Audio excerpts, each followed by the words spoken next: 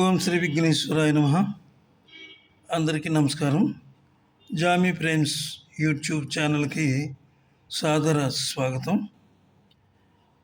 అలనాటి ఆణిముత్యాలు కార్యక్రమంలో ఈరోజు ఈ పాట ఎప్పుడు పుట్టింది అనేటటువంటి ఒక కాన్సెప్ట్ మీద ఇది చేస్తున్నాను. ఈ శీర్షికలో అంటే ఇంతకుముందు నేను చేసినవన్నీ ఒక రకంగా జరుగుతున్నాయి.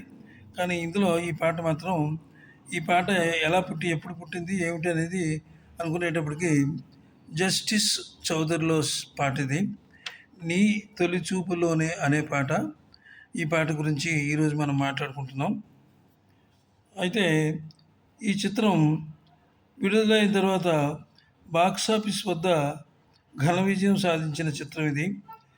జస్టిస్ చౌదరి పాటల్లో విశ్వవిఖ్యాత నందమూరి తారక రామారావు, ఊర్వశి శారద గారి మీద ఈ తొలిచూపులోనే అనే పాట చిత్రీకరించారు.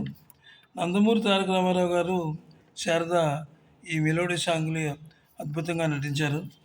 చిత్రానికి దర్శకుడు రాఘవేంద్రరావు గారు చాలా అద్భుతమైనటువంటి షాట్స్తో చాలా బాగా తీశారు ఈ సినిమాని. ఆయన గురించి చెప్పేదే ఉంది, అద్భుతమైనటువంటి దర్శకులు కదా.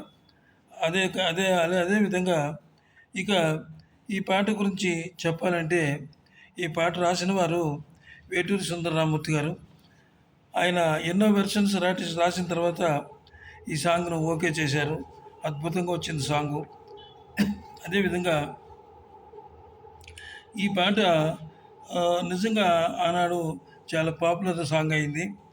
అద్భుతమైనటువంటి బాణీలు సంగీత దర్శకుడు చక్రవర్తి గారు ఈ పాటకు మంచి బాణీలు కట్టారు.